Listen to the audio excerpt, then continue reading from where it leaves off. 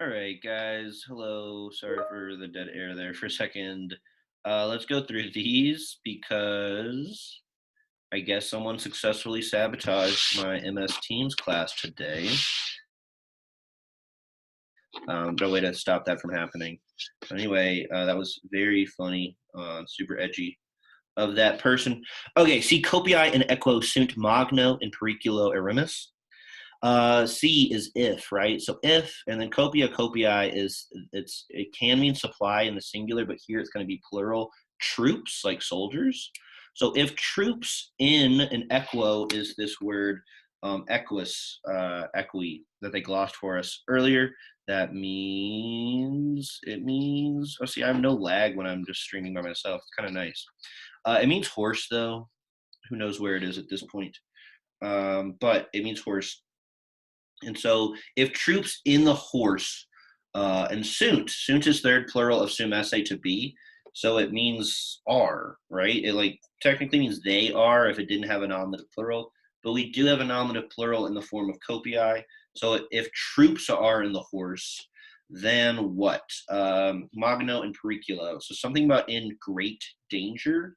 But a rimus here is first plural and it's from sum esse. So look at that upper right corner, look at the light blue, that's erimis there. It's the future first person plural form of sum esse. The troops are in the horse.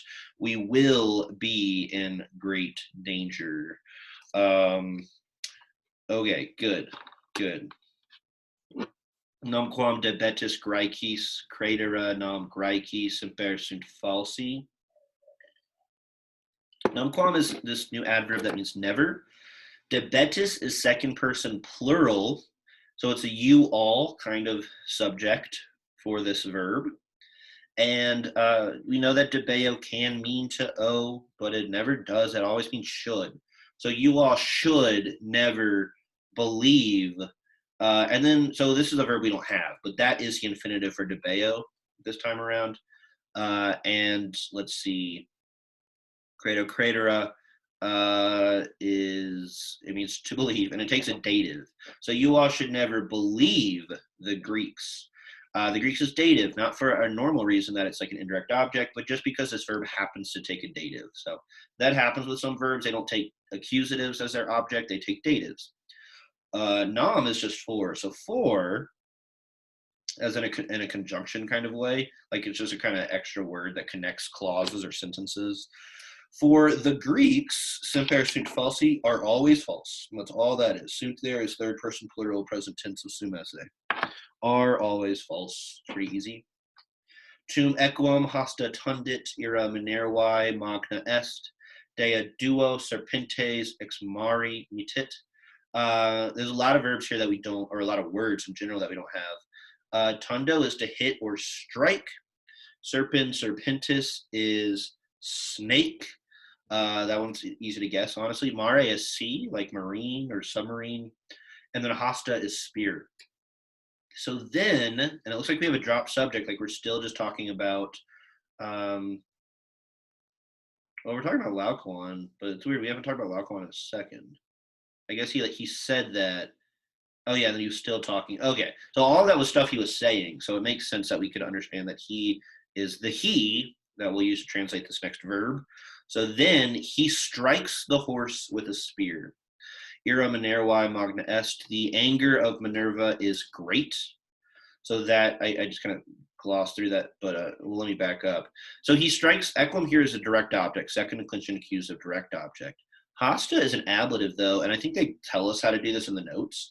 But this is something we won't learn about until like chapter 15, where it's just an ablative that has no preposition around. And it's called an ablative of means. So we just supply with ourselves without actually being prompted to do as much, with an actual word. Then he strikes the horse with a spear, Ira Minervae, so it's the anger of Minerva. Oh, this is him striking the horse with a spear. The goddess, the anger. Wait, okay. Whoopsie. All right, it's good I'm redoing this. I skipped that a little bit. Let's see. The anger of the goddess. is great. So that should not be difficult grammar at all. It's just that Minerva here is genitive. Don't get thrown off on fancy Greek god names being in a different case than the like nominative. That AE seems to most commonly show up for us as a genitive. Obviously, it can be nominative, plural, or dative, but it usually seems to just be genitive. I need to add that sentence to this thing real quick.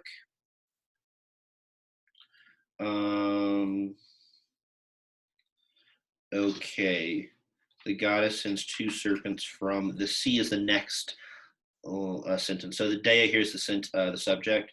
The goddess sends a verb we don't have right now, but we'll get very soon. Sends 2 serpents from the sea. Mari here. All right. Oh, wretched Laocoon. And then the first 4 words here, they should look to you accusative, or like they are accusative rather. So they're direct objects, right? When you see may and te, usually it's because they're accusative.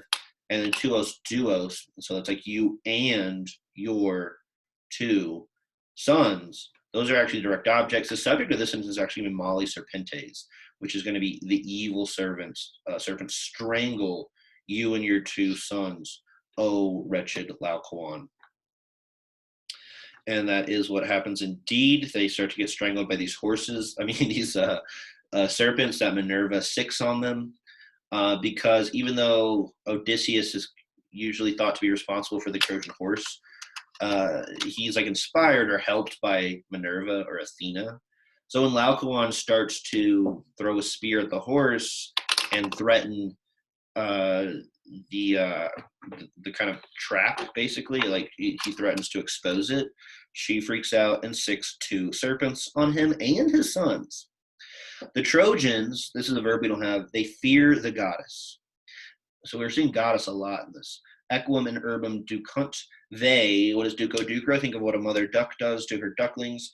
They lead the direct object horse into the urbum, into the city. And that is what they're doing there. Because, yeah, they see this guy get swallowed up by snakes who come out of the ocean, and they're just like, oh, okay, that was weird. And they just, like, go about their lives, which is pretty weird. Yep, Ratio Laocoontis. So Laocoontis looks crazy, but his name is just third declension. So Laocoon, Laocoontis, look at the third declension endings down the lower left. What would that be? It's going to be genitive, so it's the reason of Laocoon. Teaches the Trojans nothing. Teaches the Trojans nothing.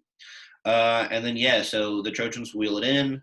They have a party that night because they're celebrating the end of the war, what they think is the end of the war. And in the middle of the night, when they're all passed out, soldiers come out of the horse, which you can kind of see vaguely in that upper left painting. And they just burn down the city and like start taking prisoners and fighting. And that's the end of Troy. All right, these are due at midnight tonight. Also, in case people are wondering, I think I already said it. I know how to. I fixed the MS Teams stream. They should not be as crazy anymore because I will be the only presenter. Is the word they use. I don't know why they don't use like moderator. But anyway, right.